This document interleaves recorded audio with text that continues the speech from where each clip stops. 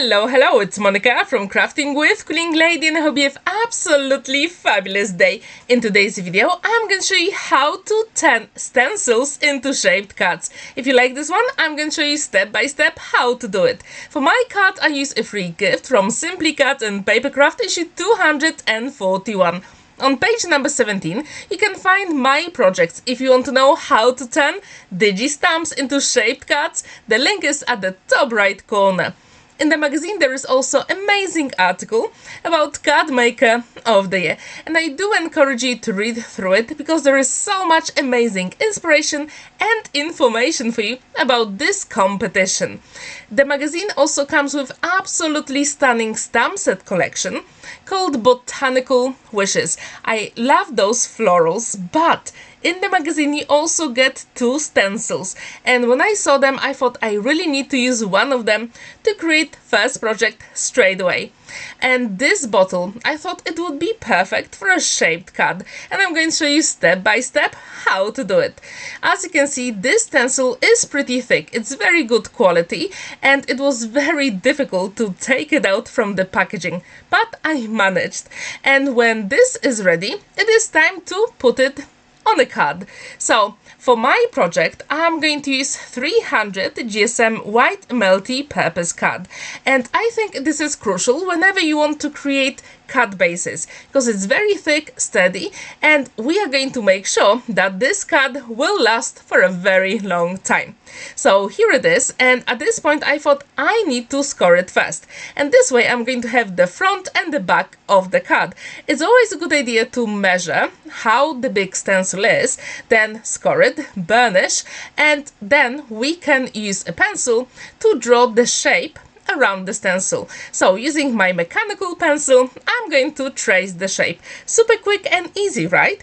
And that is the way to create your card base. If you're interested in any of the products I use in today's video, I leave the links in the description down below, including the magazine and most of the products which you can see here. It is time to use scissors and fussy cut those elements. Actually, this shape is very easy, so you can use your scissors with no difficulty. So I do encourage you to try this technique. As it is 300 GSM white card, it is pretty thick, so you really have to need very good quality scissors. In this case, I'm going to use my Crafter's Companion scissors. They've got really good blade and they were perfect to create this shaped card. So when this is ready, then you have to decide how to decorate this bottle. And at this point I thought, why not create a shaker card? So to do it, I need another piece of card, and I'm going to trace the bottle again, because we need some layers to create a shaker card. As you can see, this is very quick cut. I think altogether took me about 45 minutes to draw, cut out and decorate the whole card. And it is a shaped card, which means it is so unusual and you can't really get it in a card shop. So I do encourage you to try this technique. I also wonder, do you subscribe to any of the card making magazines? Because I really like the free gifts with every single issue.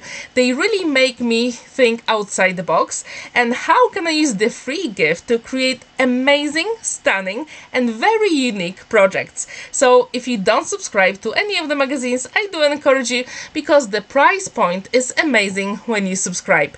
Now I'm going to create some details. So using my mechanical pencil, I'm going to draw those 2 elements, and it is time to cut them out because we are going to create a shaker card. So I'm going to use my cutting mat and a craft knife. Super quick and easy. However, whenever you use a craft knife, just be careful and don't cut your fingers. You definitely don't want it.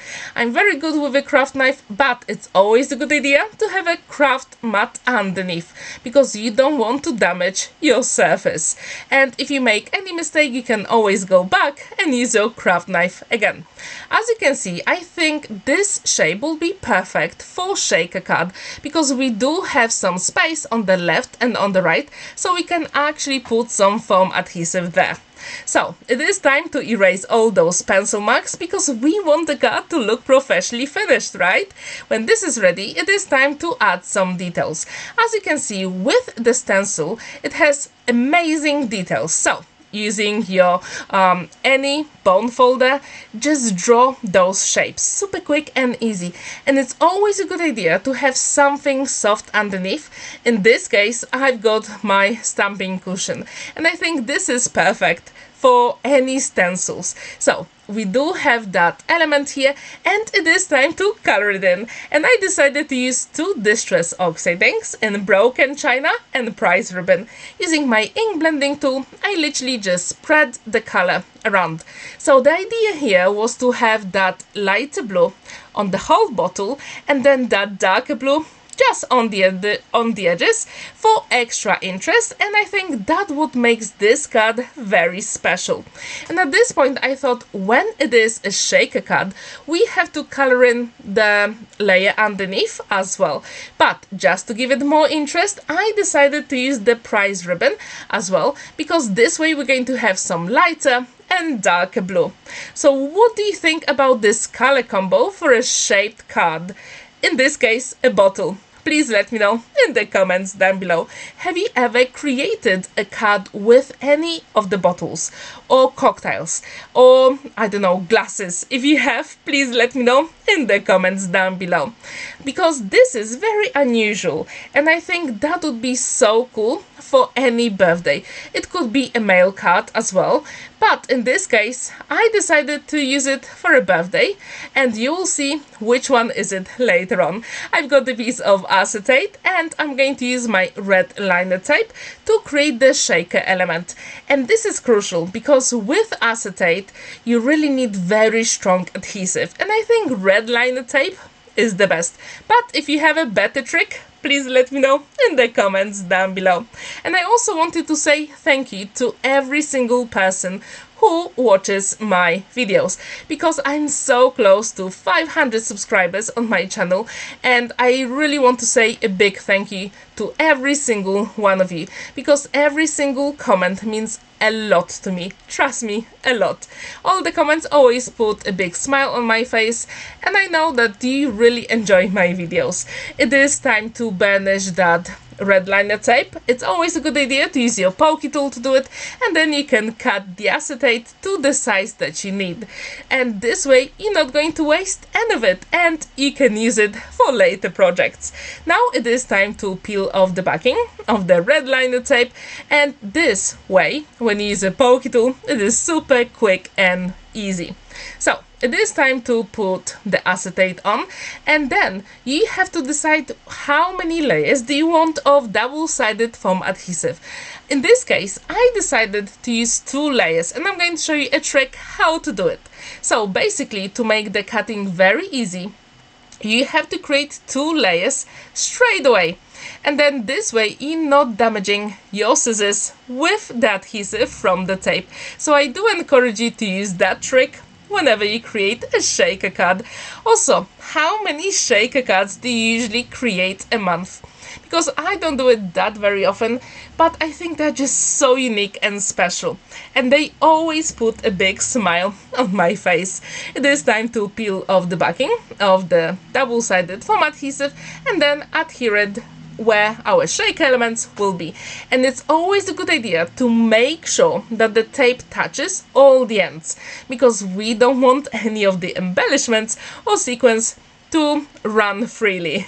No, they just have to stay in those places here. So as you can see, I'm trying to put the foam adhesive so it touches, so there are no gaps. So if you have never ever created a shaker card and a shaped card, I really hope today is the day, because it is so much fun to do. And it is, yeah, I do encourage you to do it if you haven't tried it yet. And now, when I look at this shaped card, I think maybe I can use it for fun fold card as well. But if I do it, I will let you know in one of the next videos. But tomorrow I'm going to have super fun fold card for you, so stay tuned for that. You definitely don't want to miss it, because I'm going to show you step by step how to use one piece of card and create 3-dimensional card using beautiful design paper. So stay tuned for that. Now it is time to put all the double-sided foam adhesive, peel off the backing, and don't forget that you need that double-sided foam adhesive everywhere because we need that dimension on the card. So as you can see, I also put it at the very top of the card, and that's what's going to make our card even stronger. And yes, you do need it in the middle of the card. So when this is ready, then you have to decide what sequence do you want to use, or what other shaker elements you want to use. But before that, I'm going to show you a trick so the elements are not stuck to all the sides. I'm going to use a baby powder and a dry paintbrush.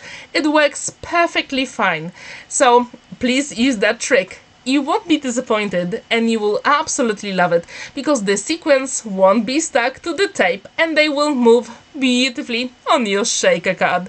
Now it is time to choose the sequence, put them where you want, and then you have to put all those elements together. And at this point I thought, I really like the card, but is there a way we can actually make it better? And of course, and I'm going to show you how to do it. So sprinkle as many sequins as you want, and here I think I could actually add a few more, but it's fine, right? It is a shaker card, and yes, we can see all of them moving. It is always a good idea to put few drops of liquid glue whenever you use double-sided foam adhesive. So now I'm going to stick our card base, burnish, always burnish it, and as you can see, this sequence beautifully move. Using the stencil, I'm going to trace the top of the bottle again because I want to add even more interest to the card, and I'm going to use my distressed oxide ink and one more ink to add a little bit of shine to it, but I'm going to show you in a minute. So again, I'm going to use my scissors to cut it out. As you can see, the shapes are pretty easy to make. And a very big tip for you. Now when I look at this card, I think with the card base I created, I don't really need that many details, especially at the top of the bottle. So you don't need those elements on the sides. So you don't need them. So you can cut them off. So I'm going to use Distress Oxide ink in Prize Ribbon color, but also amazing shimmer ink from Spectrum Noir called Tropic Blue. And again, if you're interested in any of the products I use in today's video, please check the links in the description down below. So this card together, as I told you, wasn't that very difficult or very long to create, but I really like how it looks in the end. And what's really good about this, it will stand proudly on a flat surface. So this is ready. It is time to assemble it using my one and only liquid glue, magic glue, because we want all the elements to be there forever. It is time to create our sentiment and a number, and I'm going to use textures at DECO Alphabet. It is one of my favorites, and I'm going to create number 18 using gold mirror card, and I think that will match the sequence on the bottle. If you agree, please let me know in the comments down below. And I'm also going to add a sentiment in Polish saying on your birthday, and I'm going to use solid gold from Spectrum Noir card. I absolutely love it, and I think gold mirror card and that solid gold together, they work so well together. So when these are ready, I thought I really like all those gold elements here, but is there a way I can add even more? And if you know me, yes, I couldn't resist. I just had to add some gold gems here and there, and I also added two sequins, one at the top on the left and one on the right at the bottom. There is plenty of space to write your message inside, and the card stands proudly on a flat surface. So what do you think about this shaker card? I also wonder, have you ever created a card for 18th birthday? Don't forget to check the video tomorrow, and here you can see my fan fold card I created this month for a challenge. Thank you so much for watching and spending that time with me. Don't forget to like this video, give it a thumbs up and subscribe to my channel if you're new. Happy crafting!